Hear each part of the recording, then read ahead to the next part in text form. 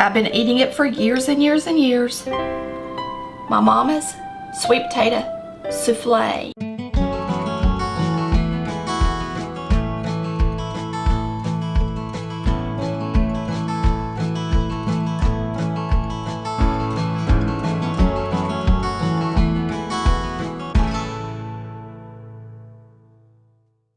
I'm going to prep for a sweet potato souffle. I'm going to go ahead and start the potatoes. These potatoes have been in my kitchen for a while and they need to be cooked. So I thought what better than today to go ahead and get these ready. I always peel my potatoes and my carrots over the top of the trash can. It's just easier to me. And then I just have a few to pick up off the floor. I hardly ever peel them over the table.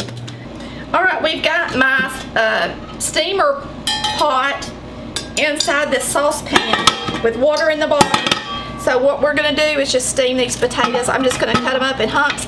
The quicker you are with it, the better off you are, because sweet potatoes start turning brown as soon as they're out in the open after you get their skins off. I'm just going to put the lid on these so you can see them. And the good thing about steaming potatoes is it keeps all the nutrients in and it makes them really pretty and orange. Turn this up to about a medium high. Alright, we're going to use my sweet potato souffle's recipe out of my cookbook. Now this souffle recipe, I think it calls for 3 or 4 cups of sweet potatoes. This is the recipe we're using. If you want to know what my cookbook looks like, that's how they look. Every page is a recipe. They're big, printed big, so you can see it real easy while you're cooking. They're spiraled so you can lay it down on the counter. I'm just going to use a cup scooper. And I measure my potatoes before I mix them up. So there's one.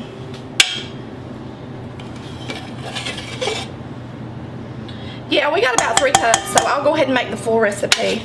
Really, the good thing about using one of these, you can actually just pick it up and it drains the potatoes already, and you can bring it over here and dump them in. Put this in the sink. Go ahead and put this in the water so that your potatoes don't get all sticky on the side of it. Now some people put coconut in theirs. I personally do not like coconut in my sweet potatoes. I like to taste the sweet potato. So we're going to start with a cup of sugar and the potatoes with a whisk attachment. There's a cup of sugar. And we're going to start mixing them up.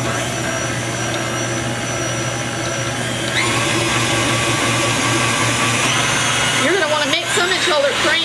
In it later, and get the potatoes that are around the top down in the good stuff, okay?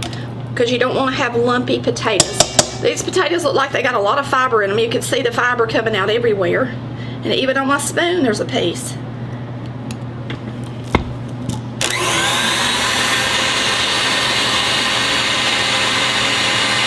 Okay, so we're going to throw in a half a stick of butter. So it's got 1 cup of sugar in it right now.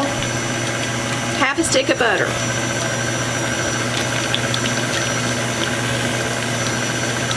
It needs 2 eggs. And when you put your eggs in there, because it's warm, don't let them turn into scrambled eggs. Make sure it's going, okay? They're not going to, as long as you got it mixing.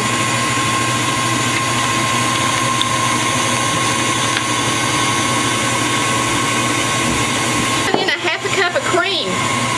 It's already looking pretty.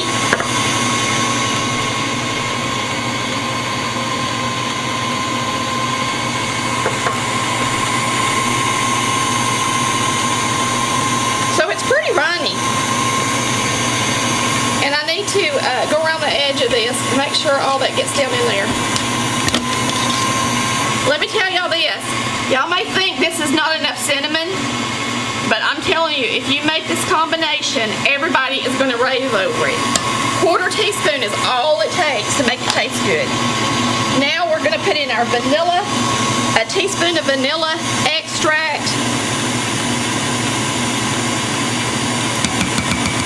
We're just going to put this in a baking dish and bake it at 350 degrees. This makes it a little bit easier to clean up. Even if it says you don't have to, and even if it's Temptations or whatever, I still do it. Okay? So here we go. Let's get this fluffy, beautiful stuff in here. Now this dish is a little deeper, and I personally like my sweet potatoes to be pretty deep. I don't like them to be like a little thin with more topping.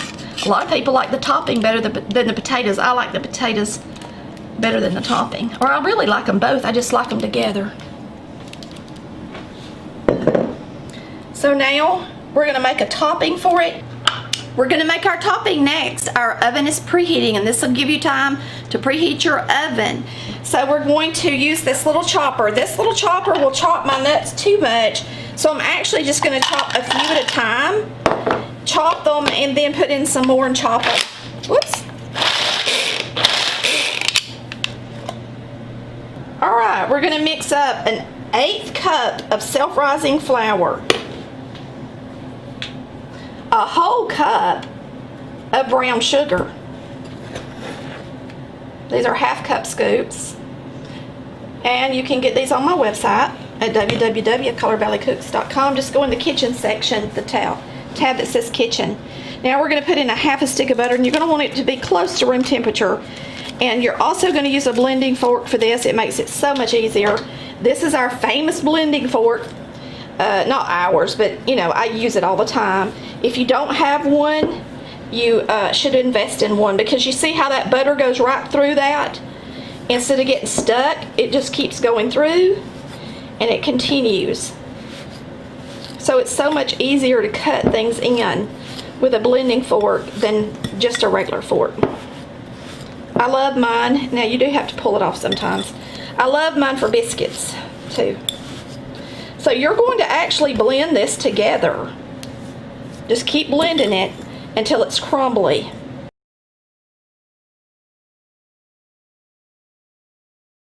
Put the pecans in there now.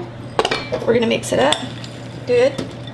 I'm going to use my hands at this point, because I'm going to use my hands to put it on the sweet potato souffle.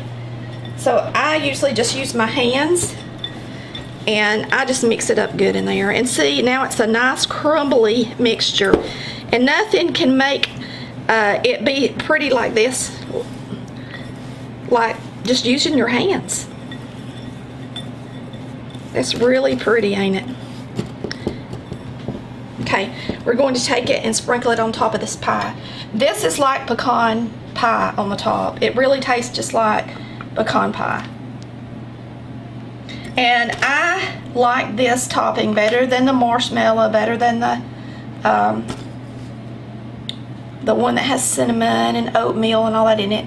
Now, that's my preference. This is what I grew up with, so of course this is what I like. But I challenge you to taste it. I used to make these for people that I worked for. They would order one when I was a young girl. They'd say, Tammy, will you make our sweet potato souffle this year for Christmas? And I would say, absolutely. So we're going to bake this for 30 minutes. I think it's 30. Let me look.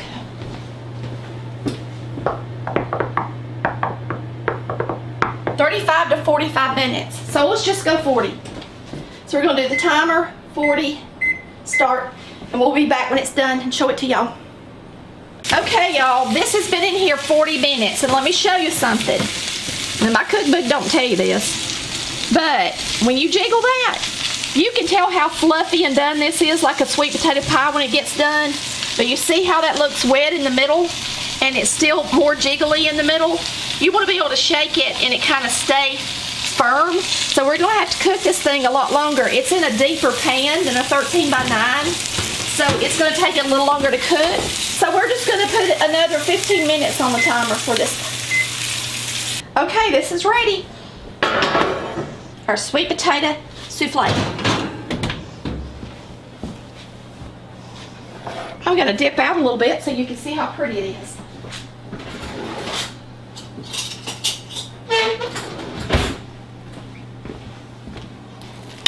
It should be nice and fluffy when you get it done, with no jiggling.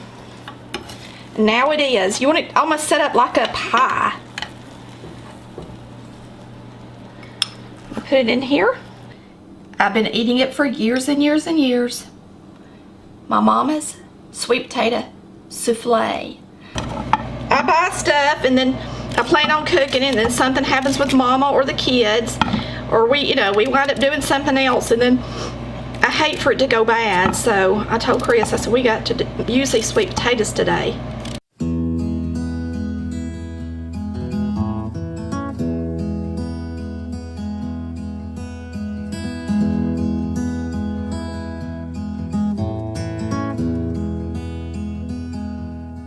Some people call it sweet potato casserole.